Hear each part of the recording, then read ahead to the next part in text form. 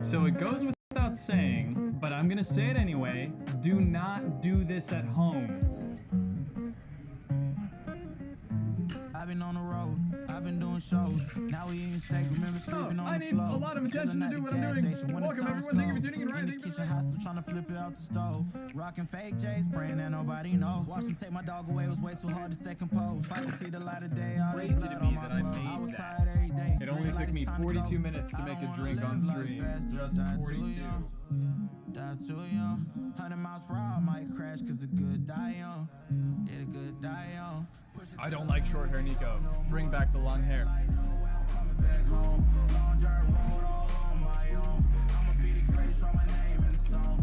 It's actually really good. I have good news, and I have more good. I only have good news.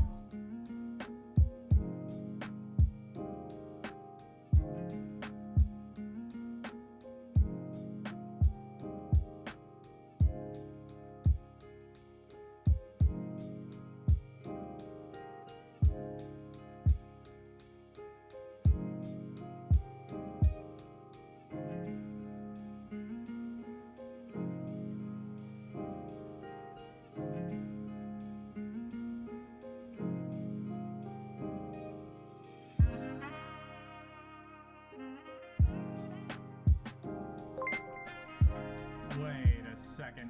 God damn it!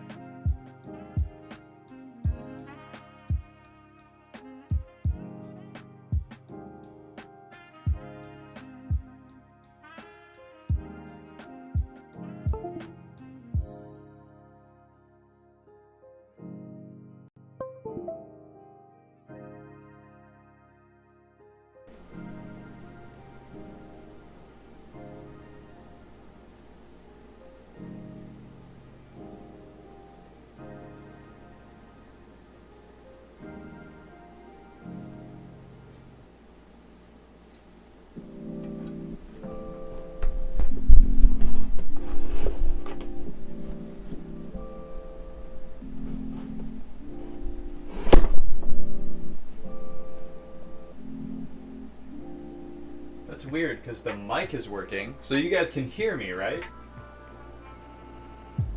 But you can't see me. Interesting.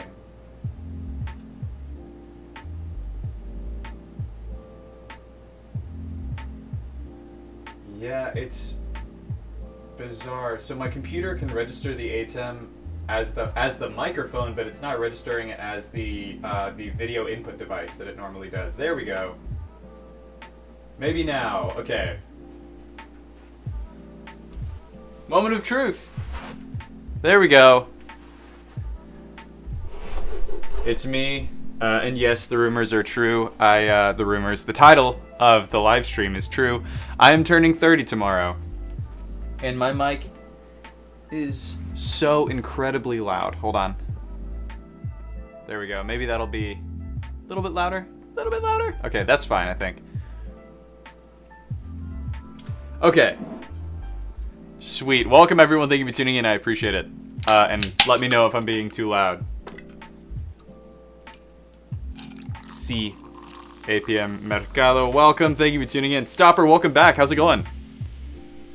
I only hear you. As opposed to... Oh, like you can't hear the music?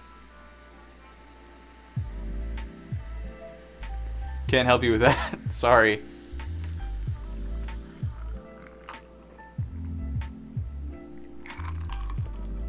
$30. Still younger than JL, so that works out. Yeah, I'm never gonna be older than JL, really. Yeah, I don't know how to feel about it. I've been weird about my birthday ever since I was 15. I kind of just like not worry about it or think about it. It's driving Hannah up the wall because she really wants to do something super duper special for me. Because she's like, it's your 30th birthday, you gotta do something. So she's got something figured out. So God bless her for that. But I just am constantly forgetting that my birthday is tomorrow and that I'm turning 30. And then I'm like, oh wait, oh yeah, that's right, that's a thing. Stopper, thank you for that, I appreciate it. It's been a long... Hold on, it's good. It's been a long time, and the volume is fine. Awesome, cool. On my the like audio feed on OBS isn't super duper reliable, so when it goes all the way past the red, I assume that it's clipping, which is kind of where the loudest parts of your voice get flattened and they sound kind of robotic or grainy. No, Mom, I'm too cool and edgy for a birthday. Yeah, no, that's not really the case. Meh. I don't know what Hannah has planned. I don't know what I want to do, or what gifts or anything. Just gotta beat Ryan Reynolds now. Wait. How? Why? What? I really want to start lying about my age, but not the way I think most people would think. I think your gut reaction most of the time is to be like, oh, I'm turning 30. I'll just tell everyone I'm 25. I'm just going to tell everyone I'm like 42.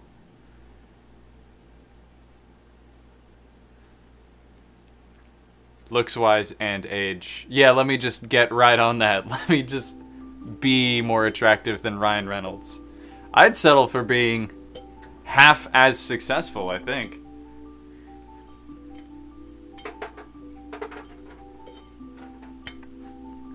So this cocktail that I'm building is another one from Drinks Hub. And I'm not recording the live stream. I mean, we're going to have the VOD like we always do. So some of you may remember this. It's the cocktail that had... Wait a goddamn second. Wait a sec. What am I doing? Is that a Hitchhiker's reference? It wasn't intended to be. I don't want to divulge why exactly I picked 42. But I'll tell Hannah later. I think 42 is like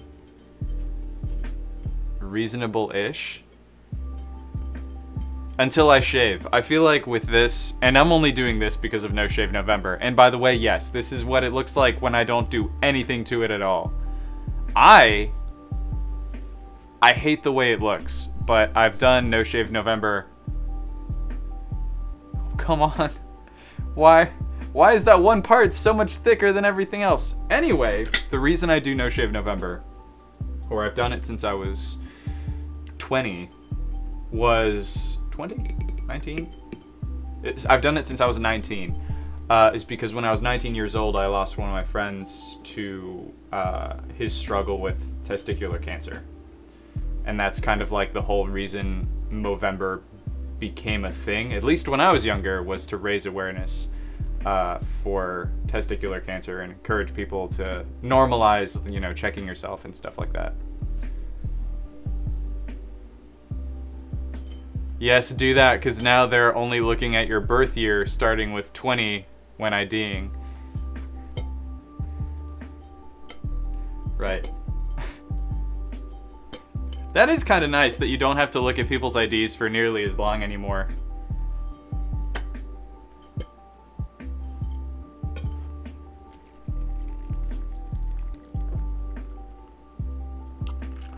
And then, no, not November. November is actually... Here's my big brain conspiracy theory, okay? November is what is a politically correct way to go about phrasing this? It's a month that's been just, I guess, appropriated by men secretly so that they can quietly get winter bodies before the holidays, so it doesn't look like they put on weight or let themselves go during the holidays, during Thanksgiving and Christmas, because by then you've already shaved and you're acting like an animal because you haven't nutted at all during November. That's my big brain conspiracy theory as to like why that's a thing. Also raising awareness for testicular cancer, but I think that as a joke conspiracy theory would be really funny.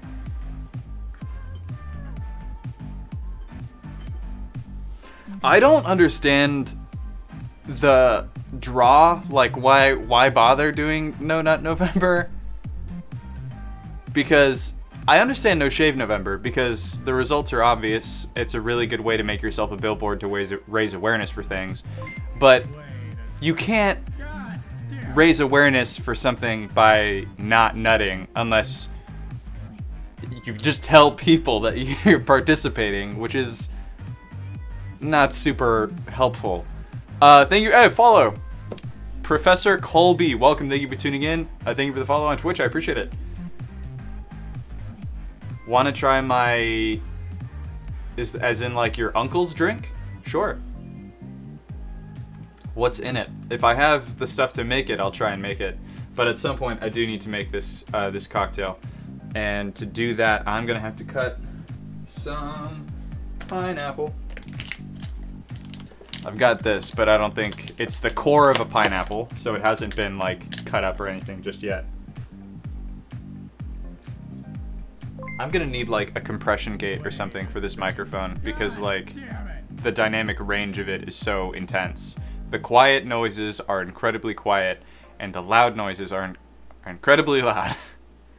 Patty Dimes, thank you for the follow, I appreciate it. I'll do picture in picture so that people aren't like, where did he go? Is he here?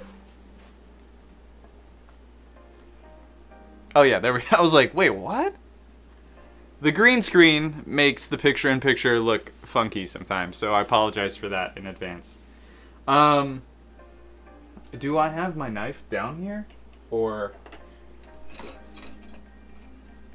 it's been appropriated! And by that I mean I probably lost it, or I brought it up to the dishwasher and forgot to bring it back down here. Which is... inconvenient because it's the first step in this cocktail.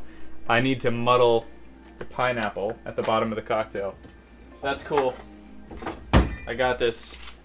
I'll just use my handy dandy rusty box cutter. Alright, let's do this. No, I'm kidding.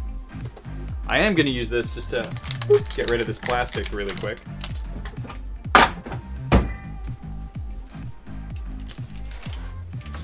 You may be asking yourselves, Nico, why do you keep a rusty box cutter, like an unnecessarily large rusty box cutter, in your bar? And to that I say, it's not mine, I don't know whose it is, and I'm too afraid to lose it, because whoever they are, they may be coming back for it. Unless it's my dad's, in which case getting rid of it would be even worse.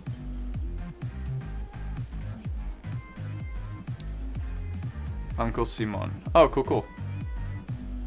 Use club soda, vodka, crushed ice, and some lime. That sounds like a really good cocktail, Mercado, because it kinda already is. That's how most people get their vodka soda served to them. Like, it'll come in a glass like this, I'm assuming, right? Or it'll come in a rocks glass, which is...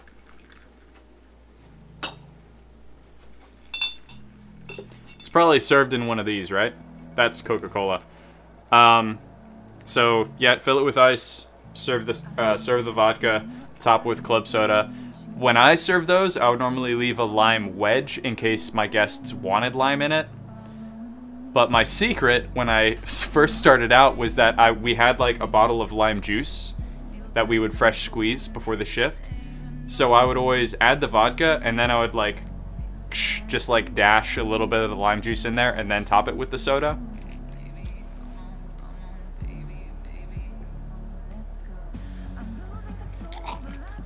Nothing tastes better in a drink than some good old tetanus. I tell you what. It's like one of the most southern things you could say. Somehow, the South has like one of the most well-known and wide-ranging accents. Depending on who you ask. The South, and by the way, I was raised in the American South, and I sound like this. A lot of us sound like this. Not most of us, but a lot of us sound like this. I think there's also some people who think that the Appalachian accent, or Appalachian, depending on who you are, where you are, and how wrong you want to be, is what some people around the world think the South sounds like, which it's not. That's how Appalachia sounds. So it's kind of how Virginia and West Virginia sound. And like, whenever I think of accents, I always think of orienting phrases, things that help me get where the accent is supposed to be spoken from, resonate from, and stuff like that. So the Appalachian accent is the one that's kind of like, I do declare. So it's somewhere between, it's like if Matthew McConaughey were somehow more southern. And he's got a Tennessee accent.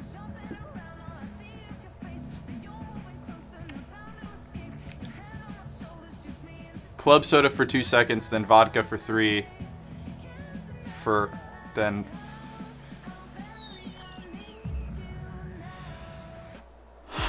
Is there math involved in this?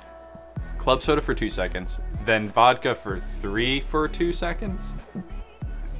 Half vodka, half soda. Unless he means like a soda gun. Your deal is an absolute unit. Yeah, I could start with that. Why not?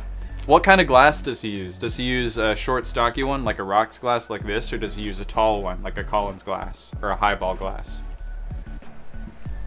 Which one is it? Number 1 or number 2? Number 1? I think I have everything to make it. Oh, I lied. I don't. I may have limes somewhere in the house. I guarantee you they're all rotten. Like the rooster from Looney Tunes. Yeah. Yeah, I guess. Down here we call it the plantation owner's accent. That's not necessarily like the most kosher way to think about it, but it tracks. Seconds as in pouring. Okay. I could make it, but I don't have a lime.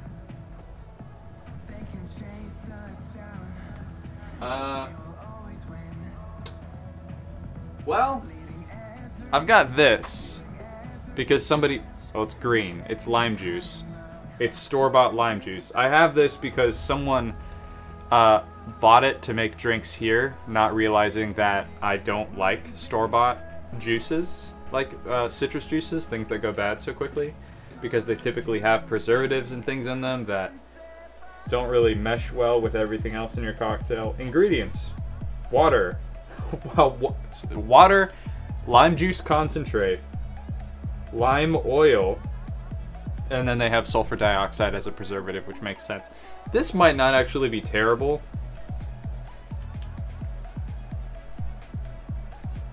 It smells fine. It does smell kind of chemical. Alright, let's see. You said, what was it? It was 2 seconds of, of vodka?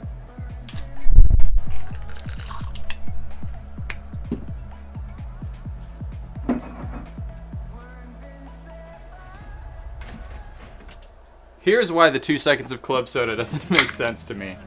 I can't really go, that's an accurate measure. Red Solo Cup. I'm going to serve it in a rocks glass. I hope that's okay. That's also going to end up being a ton of lime juice. Am I going to refrigerate it? No.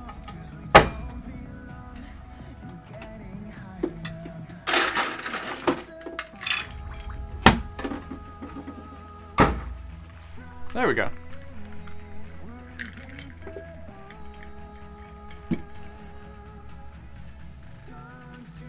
Cheers, everybody. Huh. That's not bad. Though I wish it was a mule. I wish there was some syrup or something in there to make it a little bit fuller. Dog Hoodie, what is up? Welcome, thank you for tuning in on YouTube. How's it going? I also have Coca-Cola over here. Yeah, I mean, realistically, it is a standard vodka soda. But we can do better! I need something sweet, kind of syrupy. I'm thinking some kind of Amaro might work really well. The cheat code, the obvious thing to do would be to use something like Cointreau or triple sec, because orange liqueur is like bartender's ketchup. It's not bartender's ketchup, it's actually something else. That's fine, senor. Thank you. So instead of that, and I don't want to add another base liquor. Would this be too bitter?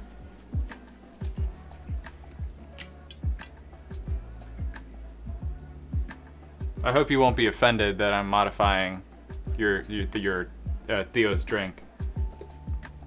Dog hoodie. I saw you on TikTok. I'm a big fan. Thank you. I appreciate it.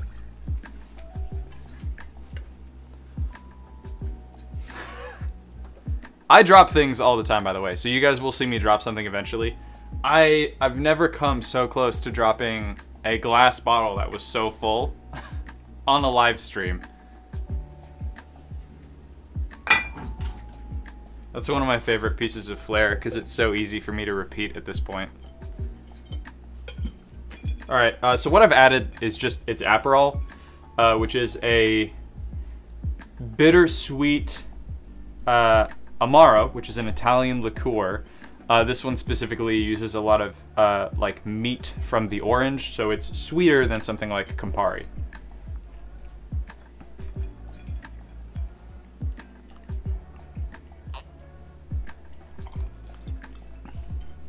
El Paso citizen only use extra in clubs or bars, said my Tio. If you're in El Paso, they're probably also using Topo Chico, which is made with mineral water, so that already has a lot more body to it than your typical like tap water. What you doing? I was doing cocktail R&D. Eventually, I will make the cocktail that I intended to make. But someone suggested making a vodka soda, and then I modified it. The Aperol adds a little bit more character to it, instead of it just tasting like lime water. Also, Lilith, thank you for tuning back in. But vodka instead of gin? Wait, what? Oh, is this already a drink that exists somewhere?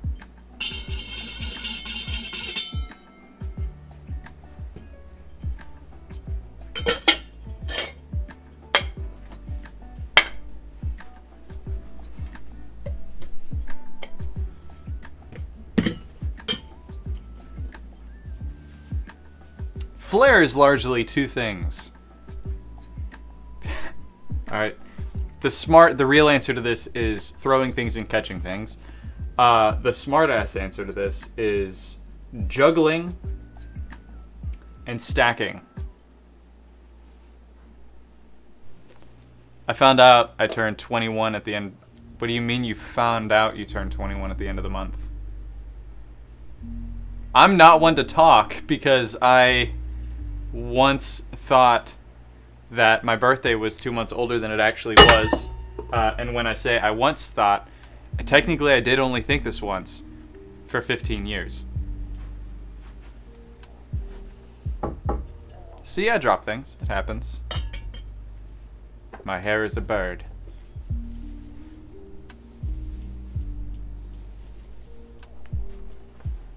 What if I popped my cowl? What if I was just like... Is that weird? I feel like it makes me look taller.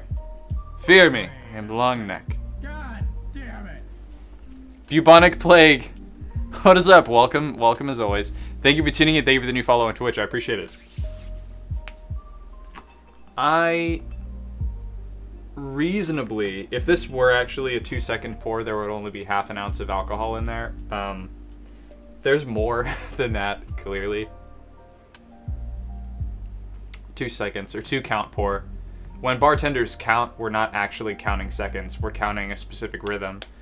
And it's less like 1, 2, like second counts, as it is like dun dun dun dun dun dun dun dun. So that count would probably be closer to 2 ounces, because each count should be a 1/4 ounce. Different places will train you differently, though.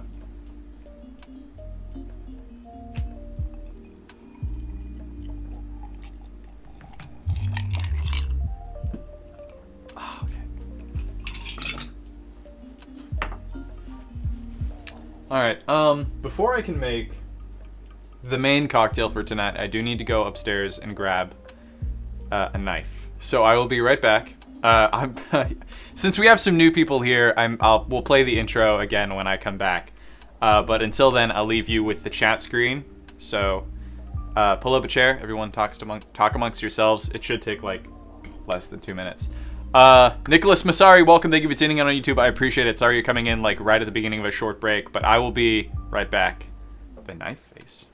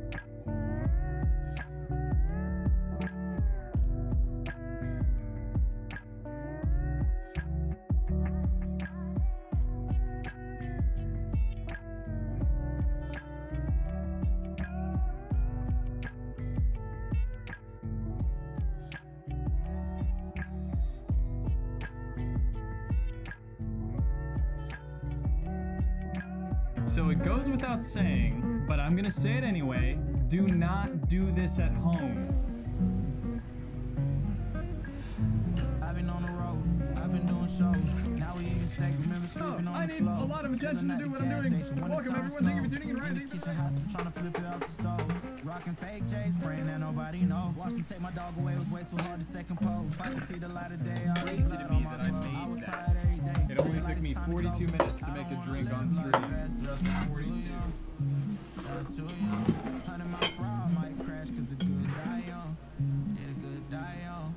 I don't like short hair, Nico.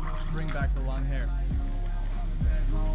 I need to change the command that keeps the microphone from turning on. Death, what's up? Welcome. Thank you for tuning in. Thank you for the new follow. I appreciate it. I have only good news. Hey, how's it going, everyone? Welcome back. All right, let me move some things out of the way so you can see more of what I'm doing. And like the other drink that I made from Drink Hub, this one is built in the glass. But before we can do that, and I'm gonna make this probably 2 different ways. One of these is gonna be a mocktail. So I really don't want to reach in there. It's just so juicy. I have a weird thing about my hand touching things that have weird textures to them, especially when they're also wet.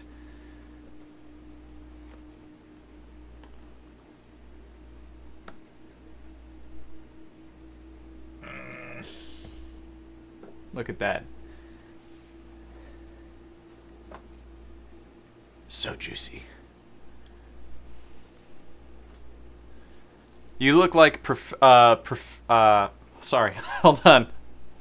You look like the professor from Harry Potter, but with a nicer voice and kind-hearted. Oh yeah, I Mr. Snape, right? I get that a lot. Especially because I'm a bartender, I feel like there's a lot of people who have, I don't feel like this, I know for a fact. There are a lot of people who have commented like, man, Mr. Snape has fallen on some hard times. That or like Snape before he became a master of potions, before he started teaching potions at Hogwarts.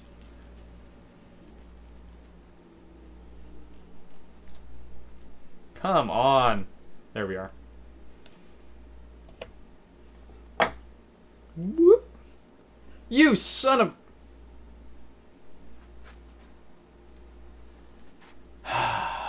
No, I'm kidding. That would be funny if I did that, though. Alright. Everything's getting sticky. Also, I feel like that's a pretty That's a pretty thick piece. I don't know if I muddle that, I feel like I'm gonna get a lot of juice. I'll use half. Alright. And then just to make my life easier. There we go.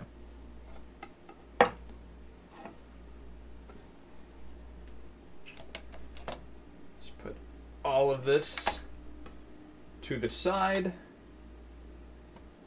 And then grab my bar rag. It's a dirty bar rag, but I'm the one drinking this drink. PSA, don't do as I do.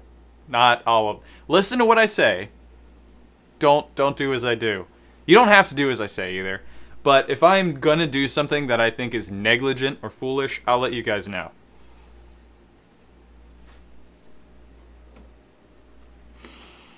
Yeah, there we go. It smells like oil. Not cooking oil, like motor oil. Anyway, the glass that it's built in a stemless glass that looks like a stemless wine glass in the video. But I'm actually going to do this in a rocks glass because I don't have a stemless wine glass that's that small.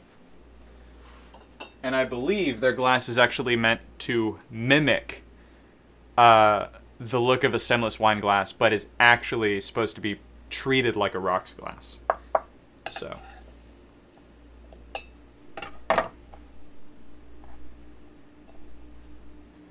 I have clean bar rags down here. I'm gonna stop using the one that smells like oil. Alright. How did I used to do this? I would fold it here like I was making a paper airplane. And then this one I would fold twice. And then that little guy. There we go. Now I can wipe my hands. Wait a second. God Sir... damn it. I don't read so good, y'all. Sir Linkers, I think is how that's pronounced. Welcome. Thank you for tuning in on Twitch, and thank you for the new follow. I appreciate it. How's it going? Alright. I should have taken everything out of the boxes before I was going to do this, but you know what? That's fine. Alright. We're going to use the... I almost said metal. We're going to use the wooden muddler. Not because it's better for muddling. It's actually hazardous. Really quick PSA. I told you guys I would let you know if I was going to give you any piece of useful information. Wooden muddlers are really good for things like herbs. You don't want to default to this for fruit if you have an option, because wooden muddlers are porous. And inside those pores, some of the fruit will linger. This is true of herbs, but it's easier to wash the oils and things that you get off of herbs. Pieces of the fruit will stay in those pores. It'll create a lot more mold. The wooden muddlers are also harder to clean. So this is another one of these incredibly specific, but I'm going to stay to my word. This is one of those don't do as I do things. If you have a metal muddler or a rubber one or something, I would rather you use one of those. And quick college hack, if you don't have a muddler, and of course I mean if you're of age and in college, if you don't have a muddler, using something like the back of a screwdriver, that'll work. That's what I had to do when I was in college. So let's see how this goes.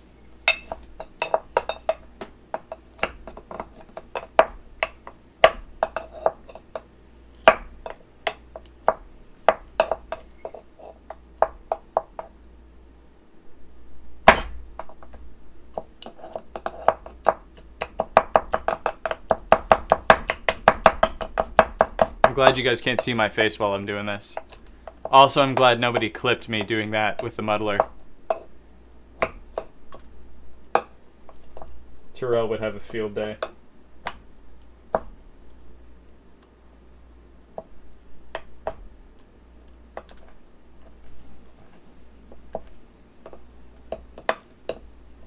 It's harder than it looks. Cool. Another quick PSA about muddling. If you're going to muddle in glass, that might be one of the most acceptable times to use a wooden muddler all of the time, but you should try to avoid muddling inside of glass especially your glassware, at all costs. But definitely don't do it with a metal muddler. You muddle it in something else made of like plastic or rubber, and then transfer it into your glass, or metal, and then transfer it into your glass later. Oh, I forgot I did this.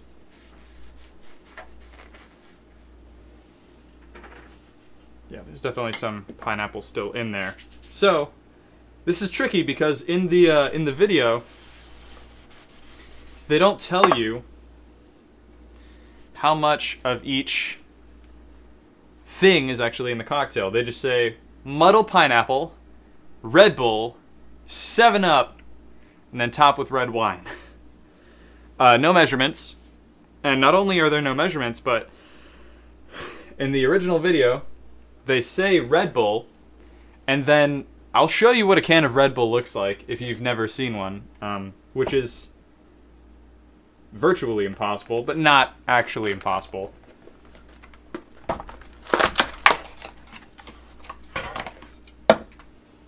That's what a can of Red Bull looks like, right? Pretty clear branding. All of them look relatively the same, like checkered design. The traditional one has like blue and silver red lettering, all that stuff. The can they use in the video, when they put Red Bull up there, is a yellow can with like orange or red lettering on it. And it's written in... It's not written in an alphabet that I recognize. So it may be a foreign approximation of Red Bull, and they may have just said Red Bull because in the moment it might have been a catch-all for just like energy drink. So, but we're gonna do our best just to replicate what they've mentioned in the video. I think this may not turn out great, just because I don't actually think I'm using exactly what they used in the video. And then some 7-Up. I do like the way that's foaming up. Like, that looks really pretty. Camera 2. That looks really pretty. Now let's see what happens when we put the red wine on top of it.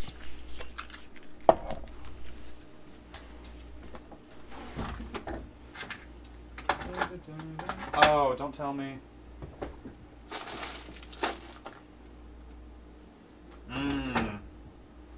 I brought my wine opener to an event and then forgot to bring it back.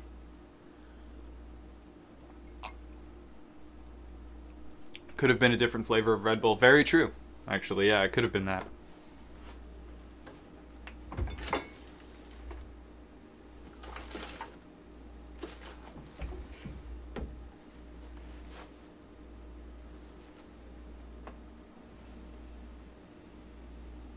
I really don't want to go upstairs to get a wine tool.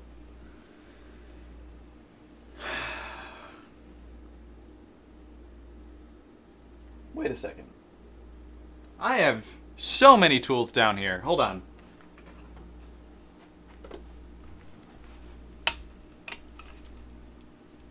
I'm praying this thing has batteries, what I'm doing. There we go. Yes! Yes!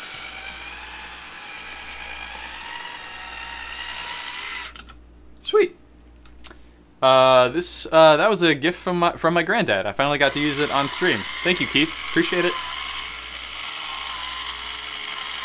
Coming in very handy when I forget where I've put all of my manual wine tools. It's also got to have a pretty decent battery life. This isn't an endorsement or partnered anything. I don't even know what brand that is, but I haven't charged that.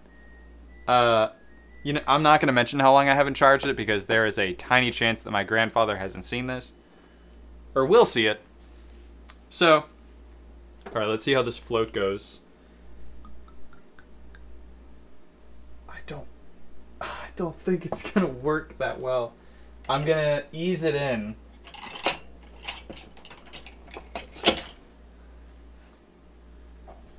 There you go.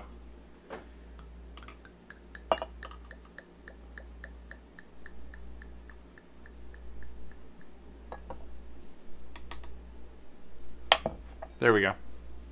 Red wine float. This is the Decoy Cabernet Sauvignon. It's the vintage 2019. It's a probably $20 bottle if you go out and buy it at a store. But they probably pay closer to like $8 to $10 for this bottle specifically. It's good juice. It's not remarkable. It's probably more expensive than you want to use in a cocktail. But I do plan on drinking some of that just on its own in a minute. Doesn't that look nice? In their video, their drink is also garnished with what looks like either mint or basil. I think it might be basil actually. From like the vascularity of the leaves itself. So anyway, let's taste it, see how it tastes. I am a little bit afraid of this.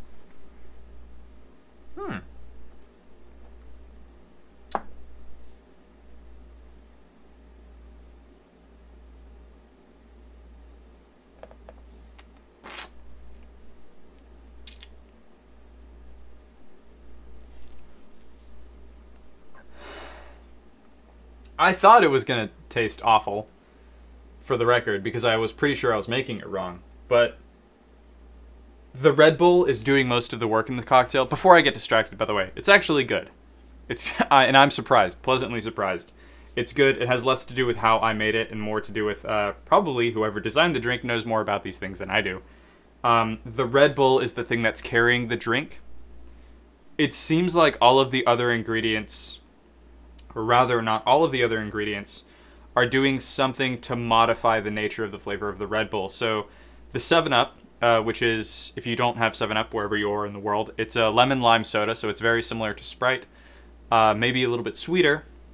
The 7-Up and the pineapple, which is about as acidic as like orange juice, are adding just enough acidity to and water to tease out the otherwise like really tart syrupy sweetness of the Red Bull.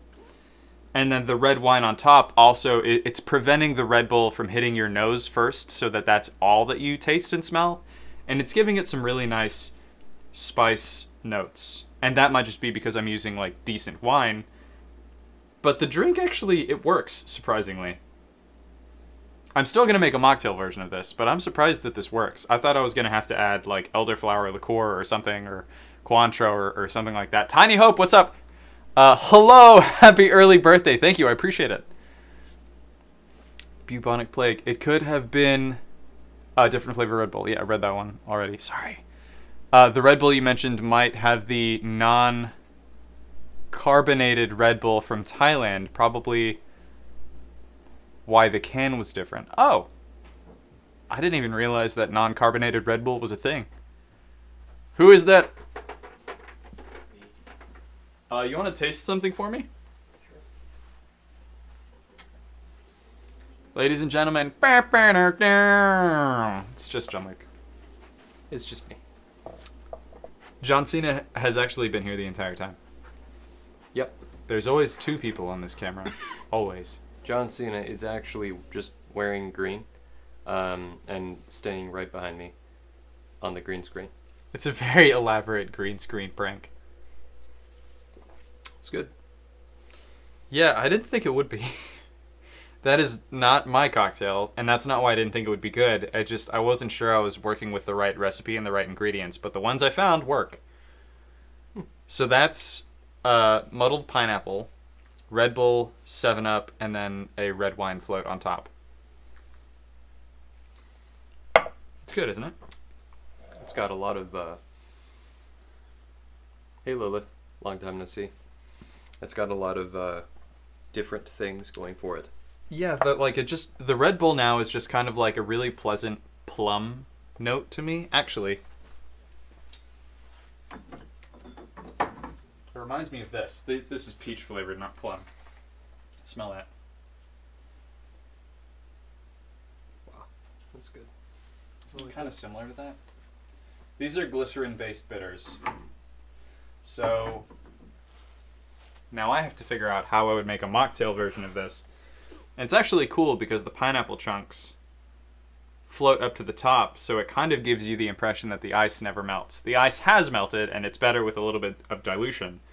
So that might be one of the first things that I change, is that I would shake the drink, then pour it in the glass.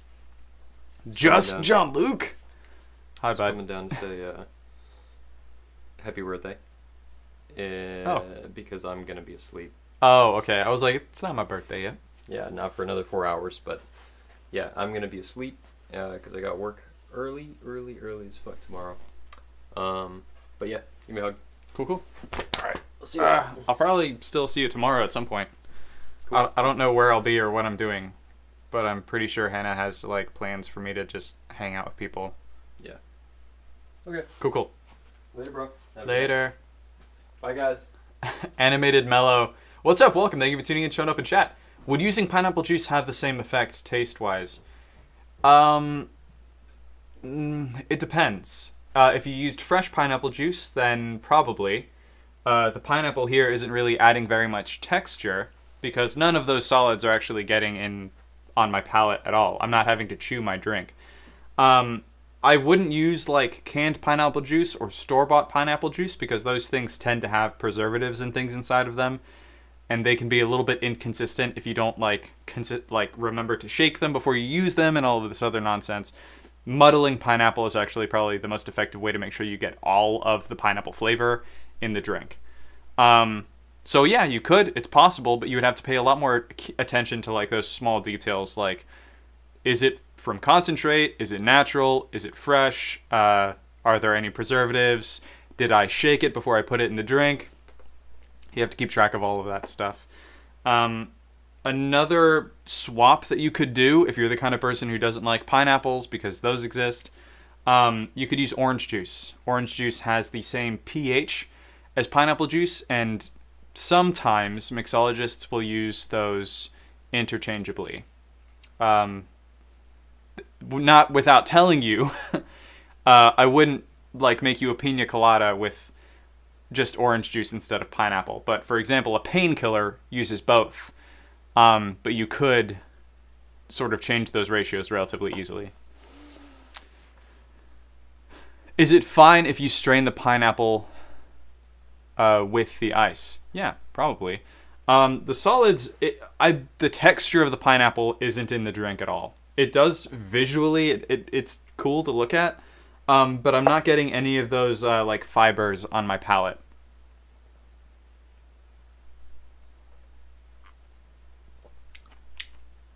Now I am.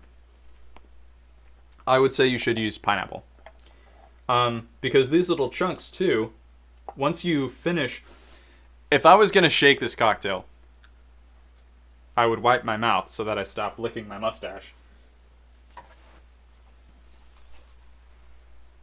If I was going to serve this cocktail in a restaurant, I would have pineapple wheels cut in half. There would be cut into quarters. There would be 2 quarters in each drink.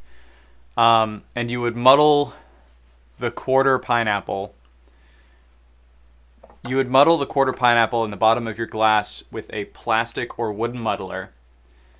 Then you would prepare everything else separate and shake it. No, that doesn't make any sense. This is also kind of a hard one to shake because you have 7-Up in there. So really the only things that you could shake together would be pineapple juice and Red Bull, and that seems kind of wasteful. I just think it needs more dilution. So maybe I wouldn't shake it. I might make it stirred.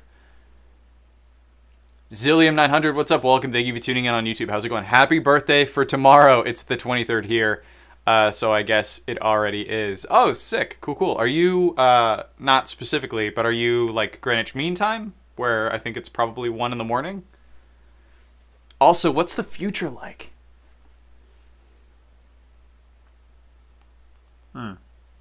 It's a good drink, but the novelty of this drink has worn off on me.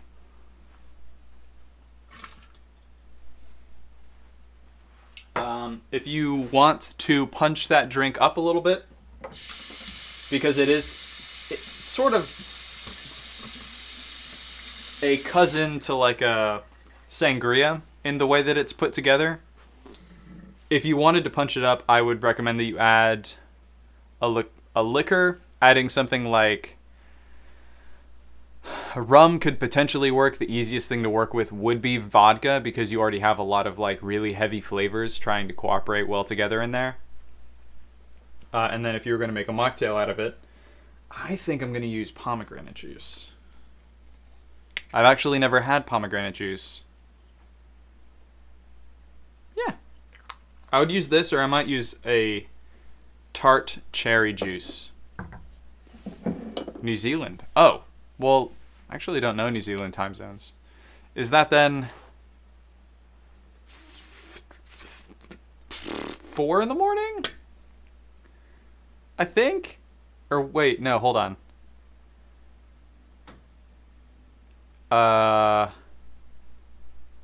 What time is it here now? So it's got to be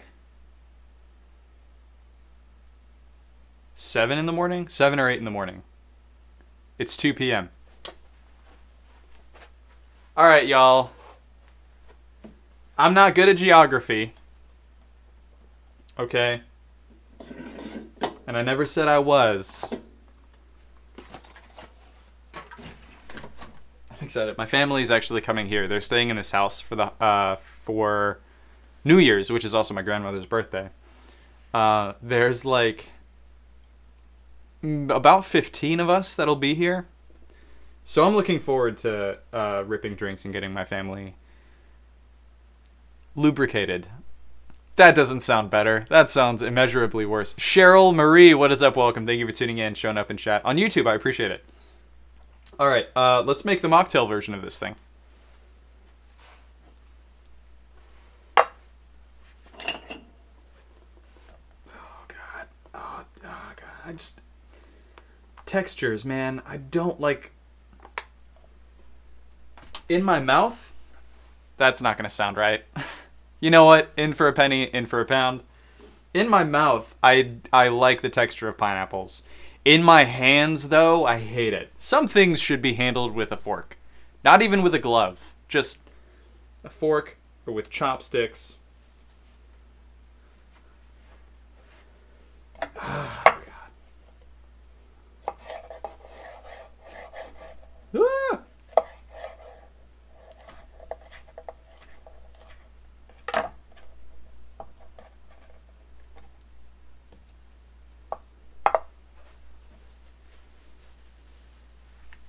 Should I do picture-in-picture so you guys can still see my face when I'm doing this? I always forget to do that. Why don't we do... We'll do this one. We'll do a mini picture-in-picture. Yes. Did you want, like, the big one where that's, like, this whole side of the screen? Because if we do that, then I have to try and do all of my work right here.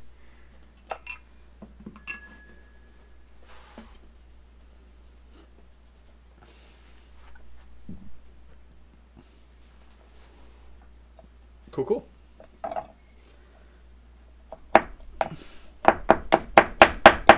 God. That's how you break glasses when you're muddling things. When you get frustrated.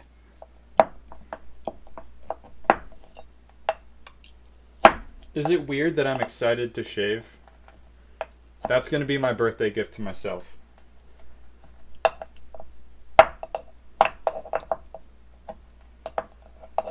It's actually not a joke. That is typically one of the things I do for myself on my birthday is I allow myself to shave.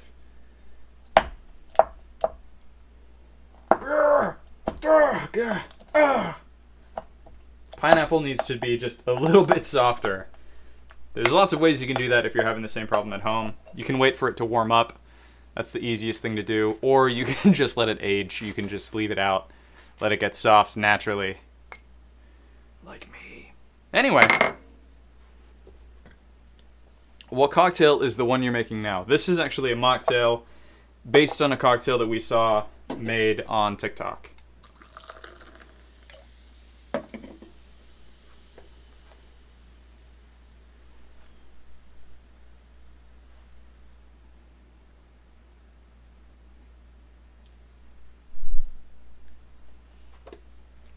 I just had the strongest flashback to my childhood.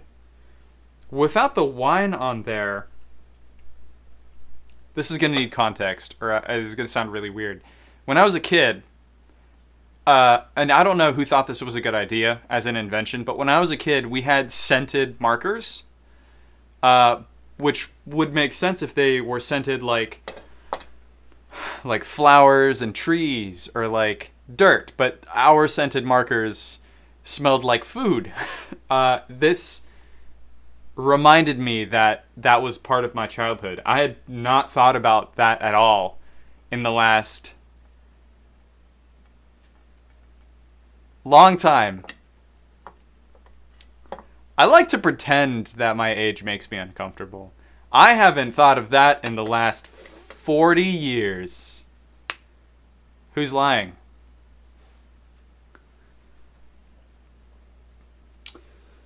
Alright. We'll see if we can get this float on here too.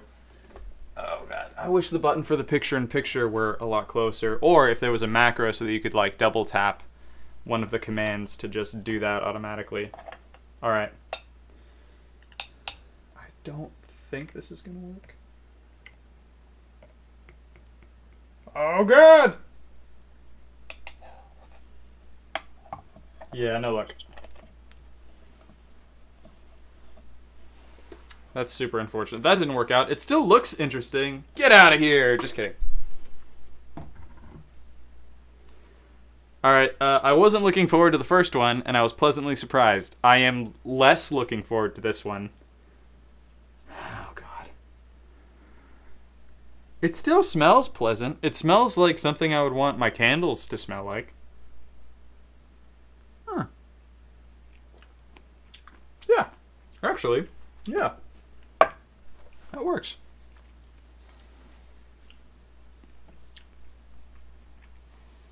That's surprising. In my opinion, the mocktail is better than the cocktail.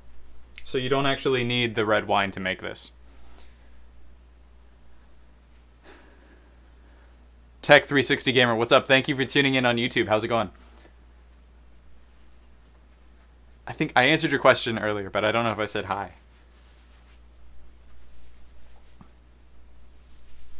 Preconception, even. What are you guys talking about?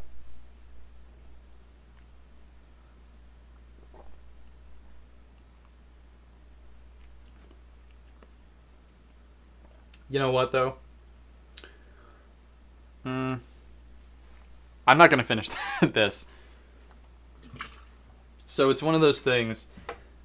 I wouldn't make it again with pomegranate juice. I might use cranberry because it's a little bit softer. And now I know that I wouldn't use tart cherry juice either. When you actually get to the bottom of that drink, which is where all of the pomegranate juice settles down, because it's not sweet, you could also use apple juice, which is the same pH as pineapples and oranges. When you get to the bottom of the drink, you're just drinking straight pomegranate juice. 40 years ago would be. Oh, before, yeah. Well, we told everyone that we were gonna, the royal we told everyone that we were gonna tell everyone that we were 42. English isn't my first language, and it's complicated, and it's hard. I'm good, thanks. How about yourself? I am doing well, thank you for asking. Everything is sticky.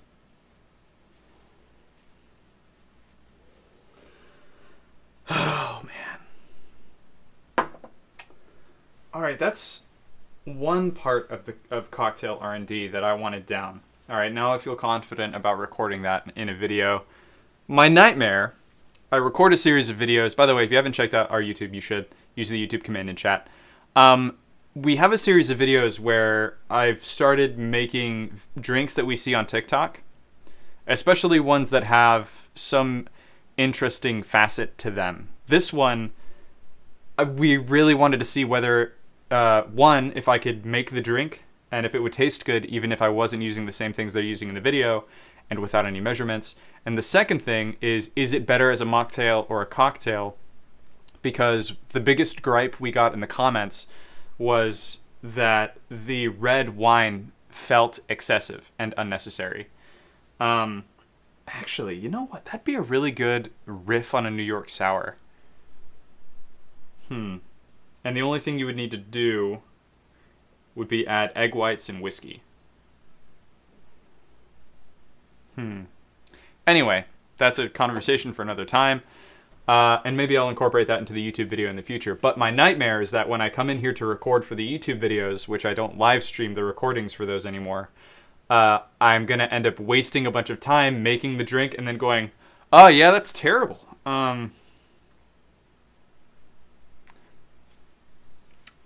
Tune in next week. Like, that's my nightmare. The other drink that I need to work on is I'm having another Ibble event with Sin City Bartender. If you guys didn't catch the last one, that's fine.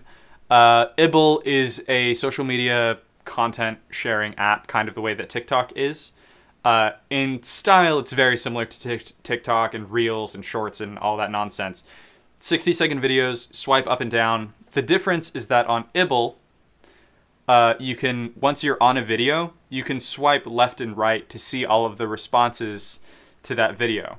So when we run these events, you guys get to also ask questions, and when we answer those questions, your videos end up in the same feed.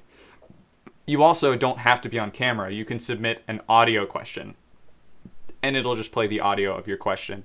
And then I get to answer it, and Jason gets to answer it. And Jason, by the way, is Sin City Bartender's real name. I was a little sad the new version didn't have alcohol, so that would be cool. I like sours. Yeah, actually, maybe that would be what I'd do if I was gonna make an actual New York sour. But the thing is, cranberry juice is so thin. I don't think it'll stick to the top. If I was gonna get it closer to the nature of a New York sour, I think I would go ahead and use red wine again. This actually is really quickly becoming my go-to for red wine in cocktails because it separates really nicely. It's not super difficult to get to float, which is really important aesthetically for a lot of cocktails. Getting a float on an egg white cocktail is really important because you want to be able to smell the red wine and not the egg whites. And while you shouldn't be able to taste the egg whites, they do smell like wet dog. And if you don't know what I'm talking about, order a whiskey sour, but make sure they add egg whites. Make sure you're getting a traditional one. So, that would be the next way that I would do that. But this next event that I have is, like the last one was Halloween-themed cocktails. And it's a cocktail competition. I make one, he makes one, and then he makes mine, and I make his, and we try and judge, or we get as close as possible. We try and judge whose was better, and you guys are in on that stuff too. You guys can vote in the comments. And we're working with the developers of the app now to see if there's a way to actively poll the audience so that we actually have like hard numbers for who won. The crowd consensus for the last event was that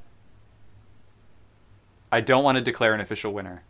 So the consensus was that Jason's drink was much more of like a bar drink. It's something that you should expect to be able to order when you go out. And I think that's really cool. I think it's cool that he designed something that you could go and show those videos to a bartender and they feasibly should be able to go, oh yeah, we've got all that stuff.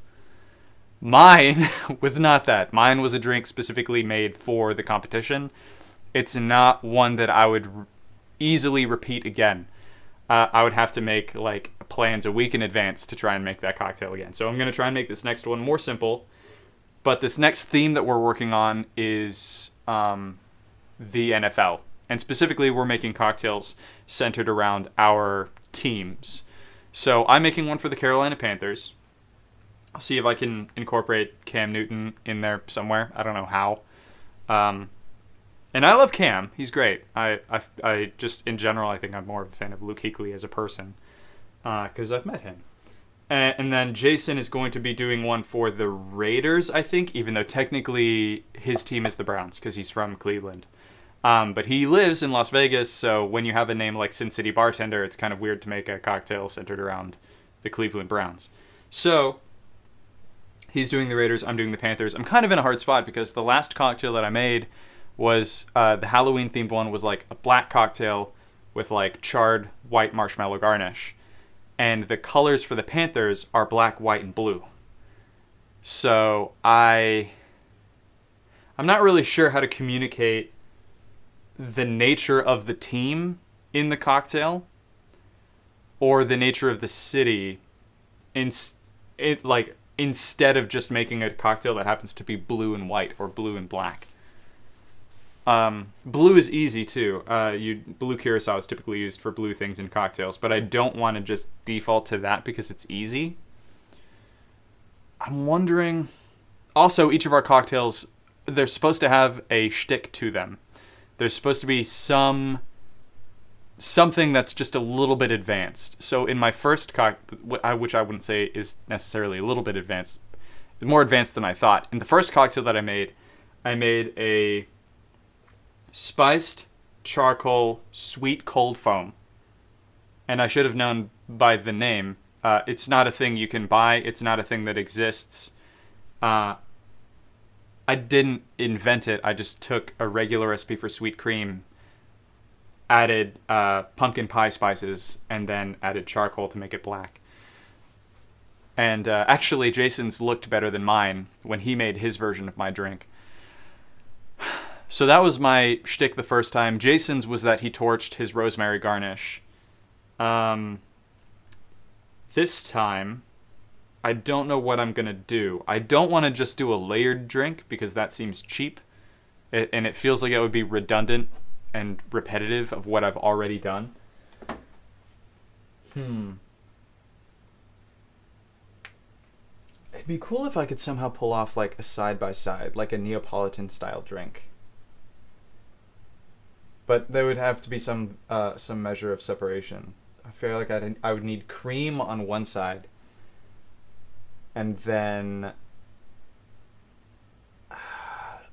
like a slushy on the other to keep them separated. Hypnotic is blue, maybe, but I can't think of anything else. Hypnotic is blue. And I don't have anything against blue curacao. I just feel like I should be able to think of something. That's where I want to get my twist in there. I have butterfly pea flowers, which if you've seen a lot of like we'll say intermediate level mixology stuff, it's the stuff that looks blue and then turns purple or pink when you add acidity to it. When you get really advanced with butterfly pea flower, you can also get it to turn green or clear, which is really cool.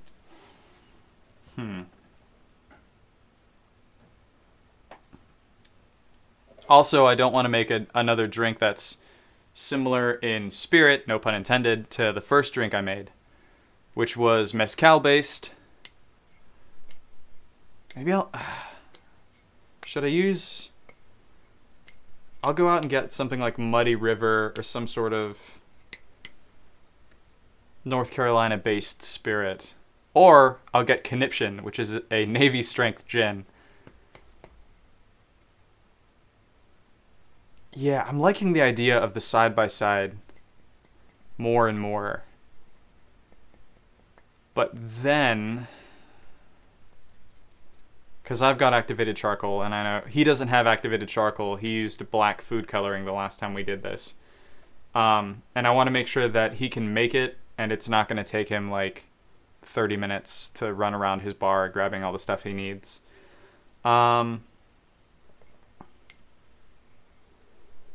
And making it a slushy, it's going to have to be a blended drink if I do that.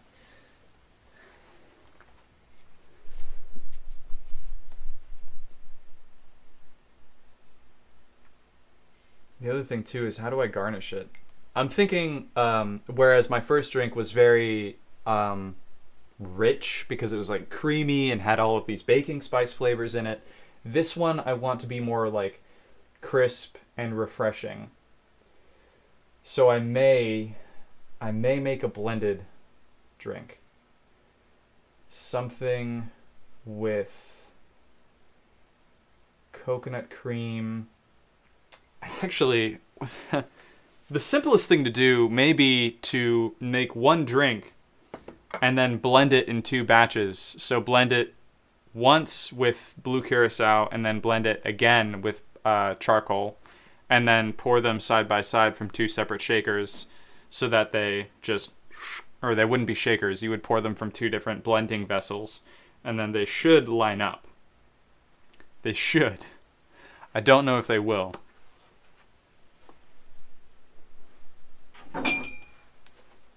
And I don't know how good it's going to look.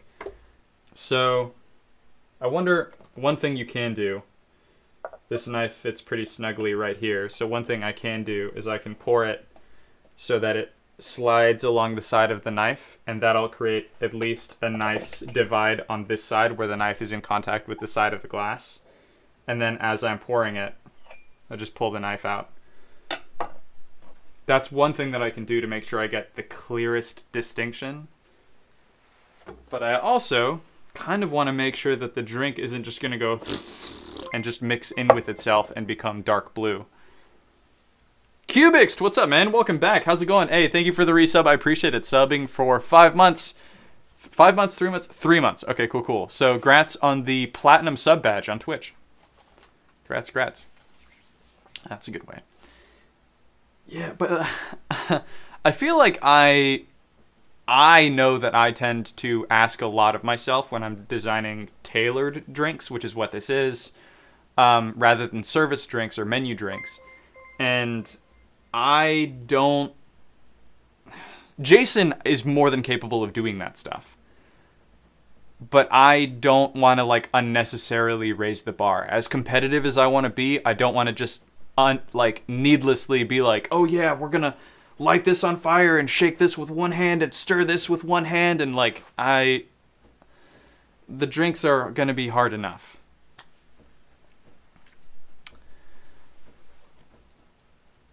Oh, Loriander, thank you for the 6-month sub, and grats on the Trickin' badge, I think now, in Twitch chat. Grats, and also welcome back. Thank you for tuning in. I appreciate it. Good. Glad I could finally make it again. Been really busy. Hey, we're glad to have you. Thank you for tuning in. Hey, and you tuned in for my birthday, technically. I'll take it. I'll claim it. I'll say it was for my birthday. Apparently, which isn't today. It's tomorrow, but whatever. Apparently, the Carolinas share the same state drink as well as the same team, but don't get your hopes up. According to Google, it's milk. I used milk in my last drink, though.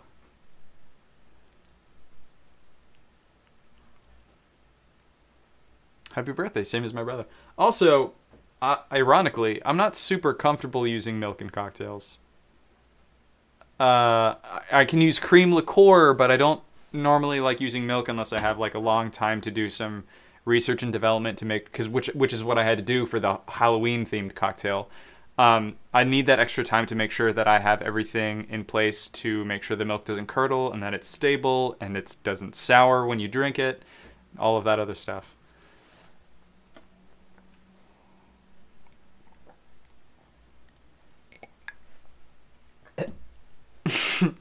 Cement mixer, 10 out of 10 cocktail. I had somebody ask me, Ryan actually, or Voidy if he's in chat. I don't think or he might be lurking. I had someone convince me to do a cement mixer shot on stream, and the drink wasn't unpleasant. The experience was unpleasant. I don't need to do all the best designed cocktails for someone. Sometimes it's hard for me to pick up on the punctuation in this stuff. Oh, you don't need to do all of the best designed cocktails for someone who's made something they love. For me, it's research and ask them what style and flavor they love. Yeah, that's typically what I do. You have nothing to apologize for, Loriander. That's my brain is just slow. I was looking for something interesting to spark ideas, but came up with not a lot. Well, milk helps. I love having like these extra tidbits to throw in and like legitimize some of the decision making that goes into making these cocktails. So like if I use milk, then at least I can say, hey, I know I used cream in my last cocktail, but this time I'm using it because milk is actually the state drink of both North and South Carolina. And the Panthers are the NFL team for both North and South Carolina. Today's definitely a drinking day. Work was rough. Well, hey, look at it this way, right? And hopefully this cheers you up. Today may have been rough, but tomorrow is my birthday. Hopefully that helps. If that doesn't help, I'm happy to do a drink with you. I'll pour up a shot. What may I ask? What's your personal favorite cocktail? And by the way, if you guys want to be able to read everyone's chat, I'm standing in front of it. I don't need to be. I can bugger off. My favorite cocktails are Manhattans and daiquiris. I also like making lattes and cold brew coffee. Those are typically the 4 drinks that I will treat myself to. As far as cocktails go, I like Manhattans and daiquiris because they are the purest form, in my opinion, of the shaken refreshing cocktail and the stirred boozy cocktail. XP Soda, what's up? Welcome back. Has been following Cointrick for 1 year and 6 months, 28 days and 2 hours. Those are rookie numbers. No, I'm kidding. That's actually really impressive. You must have followed me 1 year and 6 months. So that would be 6 months ago. March? Yeah, I think that's March. Of 2019? That's impressive because that means that you're in the minority now of people who followed me before I was even on TikTok, I think. So, hey, thank you for tuning back in. I appreciate it. How do you feel about Cosmos? I really like Cosmos. I think that's the drink I typically recommend to people when they come out to the bar and they're like, hey man, it's my, I've never ordered a cocktail at a bar before or something like that. And after I ask for their ID, typically I recommend a Cosmo. And the justification for that is that while it isn't the best example of that shaken, refreshing cocktail, it is the easiest to look at and understand and modify for your specific taste. So what I mean is that, and if you guys, really quickly, what is in a Cosmo is citron vodka, and there are like 6 recipes. There were 5 recipes published in the first book that mentioned the Cosmo forever ago. So there's not actually one original recipe.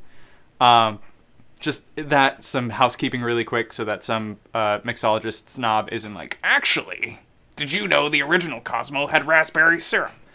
One of the original recipes did have raspberry syrup. But traditionally now, a Cosmo is citron vodka, or regular vodka if you don't have citron vodka, orange liqueur, cranberry juice, lime juice. And then it's shaken, served in a coupe glass with there's some contention on the garnish, or there was at my bar anyway. I believe it should be served with a lime wheel. I've seen some people serve it with an orange wheel, I think. I've only ever served it with a lime wheel. What would be the whiskey you would put in a Manhattan? If I were to make one here, I have a... I'll just show it to you instead of trying to remember.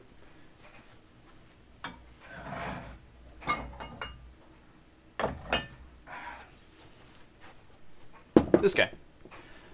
So this is from 3 Chord Bourbon. I got this for free because I got to represent them at the City Open. And I bartended for them and acted as kind of like a sales rep, which is really cool. That's not why I love this. I mean, it helps that I did get it for free. This is a double barrel aged bourbon that is overproof. I think, if I recall correctly, I don't want to look at the label because I feel like that's cheating. It's 94 proof or 96 proof. It's just under 100 proof. It's double barrel aged bourbon, except the second barrel that it's aged in is a Pinot Noir barrel, is a used Pinot Noir barrel.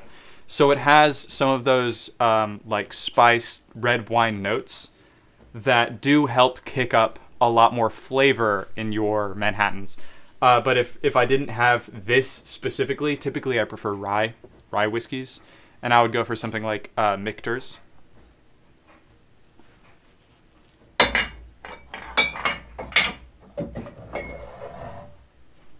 Oh, hold on. Stopper, I love you to death, and I'm sorry that happened to your bottle. Give me 1 second.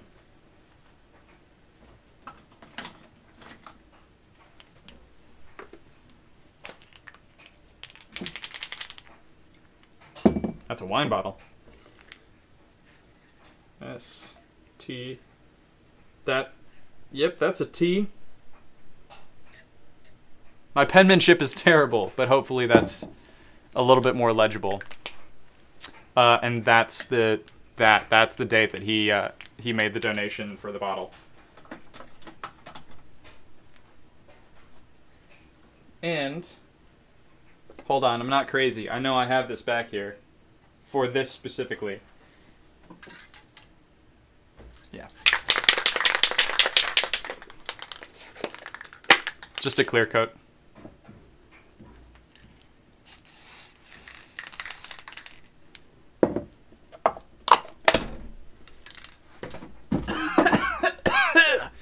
Get away from that. It's a good thing we have no circulation down here. Yeah, clear coat that. Oh, man. All right, I'm going to pour a shot of this really quick. If you've had a rough day, feel free to join me. And if you've had a good day, feel free to join me, because I've had a good day.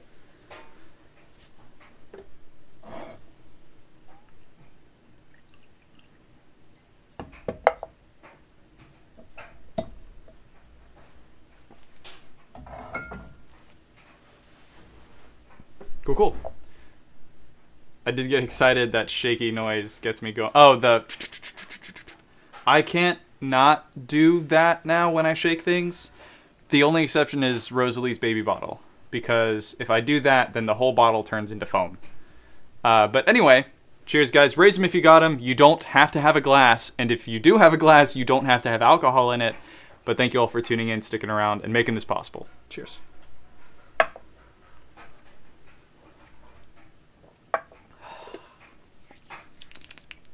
Ooh.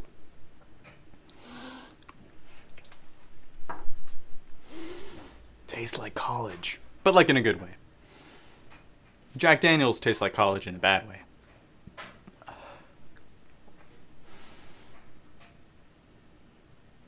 We own shot glasses now. I didn't wait. Did you tell me before that you didn't have those?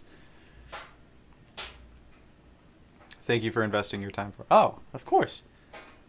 Yeah, thank you for saying that, Loriander. But yeah, I realized, I'll try not to make this a weird non sequitur or tangent.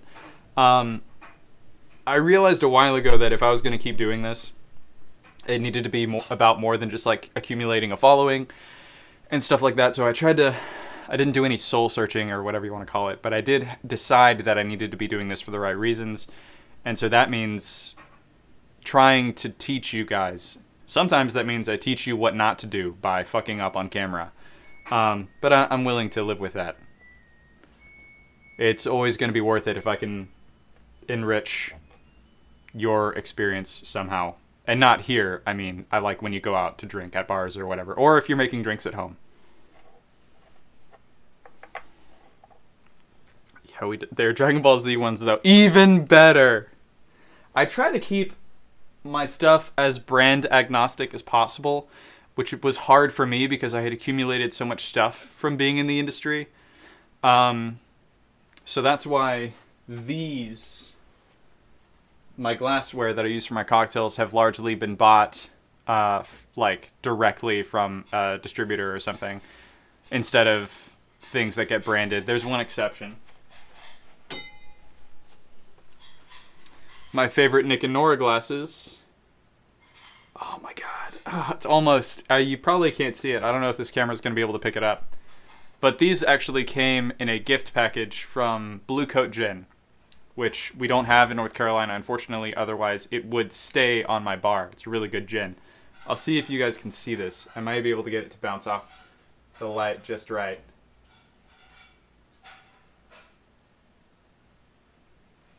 There it is. I can see it on the screen. There it says American Dry Gin. Just barely. The reason I kept these down in the bar is because the lettering was so small that is almost like you mostly didn't notice it.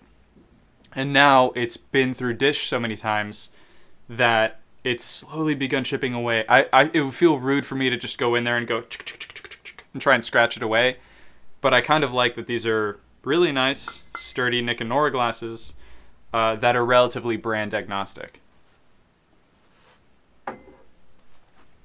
Really quick, brand agnostic means that it doesn't have like a specific branding on it.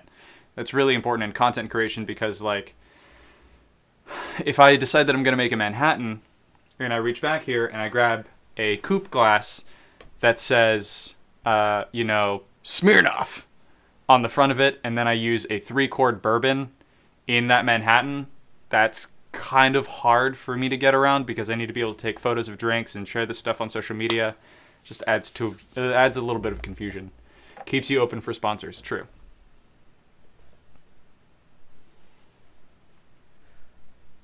My Nick and Nora's look a little bit different. They look like a tulip. Isn't it tulip glass? So is it flared at the top? Do I have an example of a tulip glass? No. I mean, I've got flute glasses, but I think those are different. Hold on. Get to the bottom of this.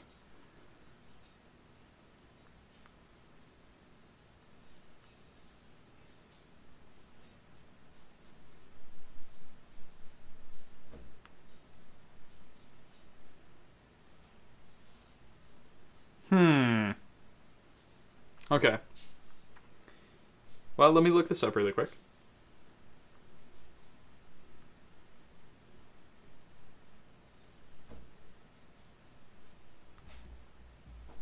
Oh, yeah. Okay. Or a snifter. It's called a lot of different things. A tulip glass. This is a snifter, technically. A tulip glass looks like this, and then the edges go out. Not that far, but they just kind of like curl up like that. Like a tulip.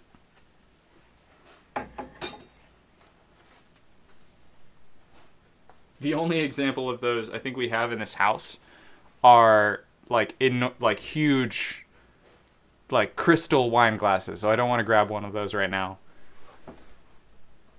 Will you be doing any Christmas cocktails if you don't mind me asking? Yeah, I'd love to. Actually, I kind of already know what style of cocktail I'm going to do for my Christmas cocktails. Or at least the most important one I want people to know about is hot buttered rum. Because there's some prep work that goes into it, but it's really interesting. You have to prepare what mixologists and bartenders call a batter. You have to prepare hot buttered rum batter. But it's not actually a batter. What you do, there are two methods for doing this.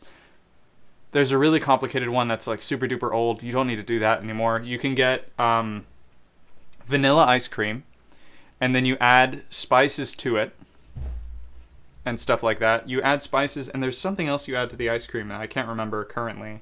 Butter, probably. And then you mix it until it is batter-like in its consistency. And then you can put that back in your freezer. And it's good for like a month. Maybe more. Maybe. Don't quote me on that. But it might be it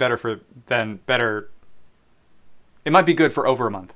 And then you just take scoops when you're ready to serve it. You scoop that batter into your cup. And you can serve it cold by just pouring rum over it and just serving it like that and letting the ice cream melt into the rum. Or you can serve it hot, and that's why it's hot buttered rum, by adding a little bit of hot water to melt the ice cream. And then you stir that around. How did the mead turn out? I am terrified to find out. I need to transfer it into secondary fermentation. Okay, Captain Morgan gingerbread. That's what we use at work. I feel like, yeah, I mean, spiced rum is a pretty easy way to go. I kind of want it to be funky and earthy, so the one that I might make, and by the way, your rum is like one of the last things you need to think about when you make a hot buttered rum batter. Because once you've made the batter, you can use any kind of rum you want. You might even not like rum at all. You could use tequila if you really wanted to. I wouldn't recommend it, but if that's what you're into, that's what you're into. That sounds like it'll be a great tasting cocktail. It's also a hot cocktail, and it's super comforting. It's like the best thing at the end of the night. If you want bonus points, pull a shot of espresso over the top of it, serve it affogato with some rum. That's what I would do anyway. That's my takeaway. You're also supposed to add, I think, vanilla extract and stuff like that. I need to find my old recipe for it because it's in my old bar book, and it's not in my recipe book. If you've bought that, it shouldn't be in there. Because those have largely been menu cocktails or drinks that I've made on social media already. Why terrified? Hold on. Sometimes I forget what I've said immediately after I've said it. Oh god, I have so many things I need to put away.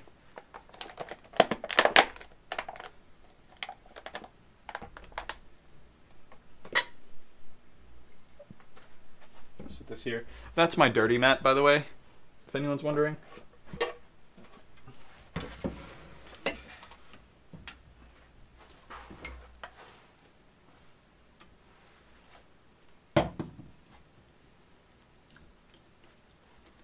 That's going back in the fridge. Cool, cool.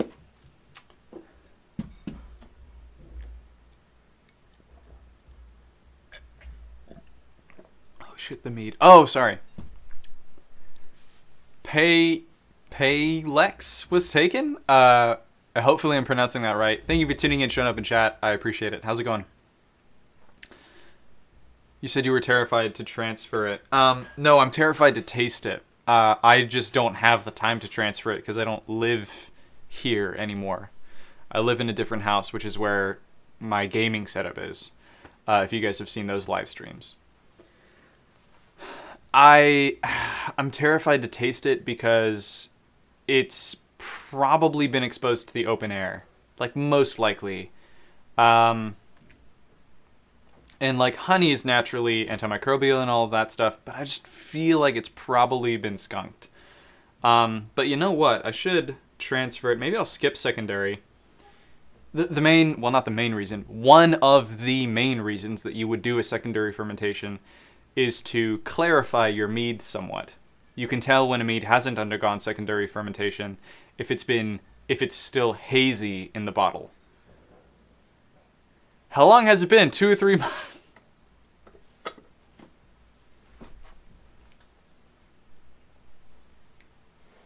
I'm embarrassed to say. Also, I've just realized this camera isn't centered anymore. It's been a lot longer. Yep, it's been closer to over half a year. Oh god. So the mead is no longer active. It's not creating any more alcohol or anything like that because hopefully all of the sugars in the honey have been consumed by now. So it's probably bone dry. And I think the alcohol tolerance of the mead under these conditions would probably only push it up to, like, at most 14% ABV. Because the yeast that I'm using is a champagne yeast. I'm using Red Star...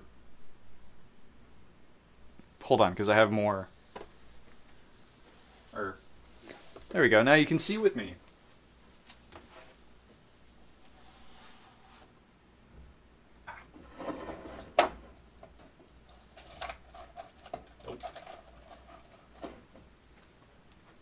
That's what a packet of yeast looks like, if you all were wondering. I'm using Red Star. There we go. Now you might be able to see it. Come on. That's...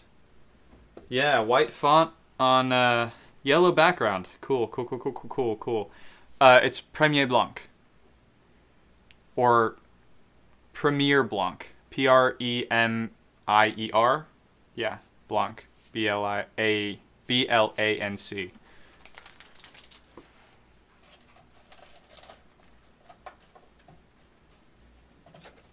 There we go. Good enough.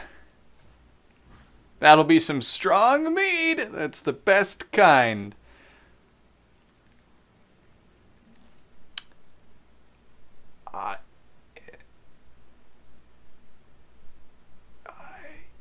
I hate how limited my state's alcohol is. And alcohol tax is super high here. What state are you in? I mean, ours isn't great. Most of us here in Charlotte, I'm in Charlotte, North Carolina, most of the people here who are, like, really serious about getting, like, quality liquor and keeping, like, home bars and collections stocked, most of us go down to South Carolina, like, about 20 minutes past the border. you'll find stuff that isn't like super duper marked up.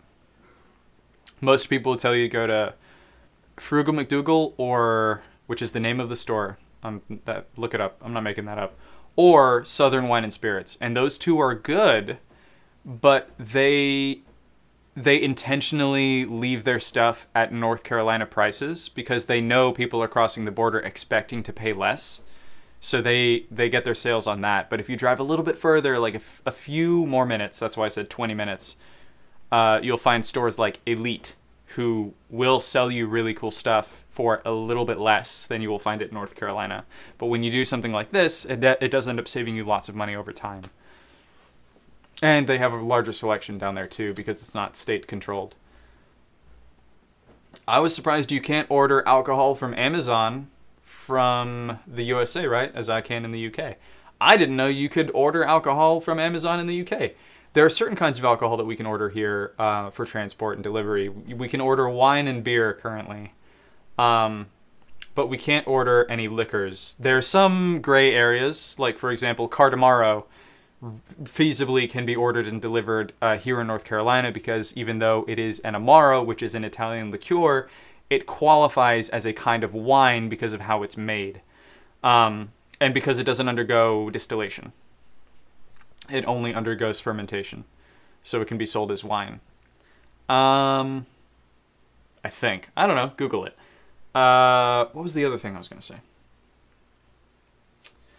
You can order liquor in the U.S. You can even order liquor here in North Carolina, but only through certain third-party services that go through your government. So even ideally, you can get around it sometimes.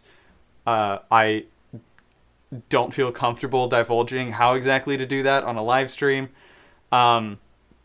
But whenever you have a liquor distributor that can that you're ordering from in a controlled state, which is what North Carolina is, that distributor has to first sell their liquor to the state. Then the state sells the liquor to whoever is delivering it to you, and then they charge you the state tax on top of the delivery. So you don't actually save money when you do that. The government is still trying to get its nickel. Sometimes through some services they don't double check and go back through all of that stuff, so sometimes maybe you can save some money, but it's a lot of effort to figure out those loopholes. Anyway guys, I think Hannah is actually expecting me at home, so I'm gonna wrap this up. And also Rosalie's probably passed out and I need to drive her home. I'm gonna wrap this up. Thank you everyone for tuning in, sticking around, showing up. Thanks for being here for my birthday. Even if that's not why you're here, I'm gonna tell myself it is. But seriously, thank you for being here. Thanks for all of your help and support. Hopefully I have been helpful and supportive for you all as well, since that's why I do everything that I do here. The next live stream won't be probably until the day before Thanksgiving. I don't know the time on that one yet because Hannah's working that day. So it might be kind of weird to like try and fit in a live stream during that. I may live stream on my birthday tomorrow if I'm feeling up to it, if I feel like it. But you know what? It's my birthday.